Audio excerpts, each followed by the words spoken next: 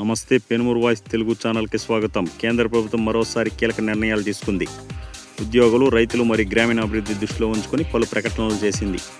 మొదటిగా కేంద్ర ప్రభుత్వం ఉద్యోగులకు 2% డిఏ పెంపును ప్రకటించింది. ఈ నిర్ణయం ద్వారా ఉద్యోగుల జీతాలు అదనపు ప్రయోజనం కలగనుంది. ఇక రైతులకు శుభవార్త, రబీ పంటకు కనీస మద్దతు ధరను పెంచింది కేంద్ర ప్రభుత్వం. దీంతో రైతులకు కొంతమేర ఆర్థిక భరోసా లభించనుంది. దేశ సముద్ర ఆర్థిక రంగ అభివృద్ధి కోసం మరో కీలక అడుగుగా ₹13,000 కోట్లతో సవరైన్ మెరైన్టైమ్ ఫండ్ ఏర్పాటు చేయనున్నట్లు తెలిపింది.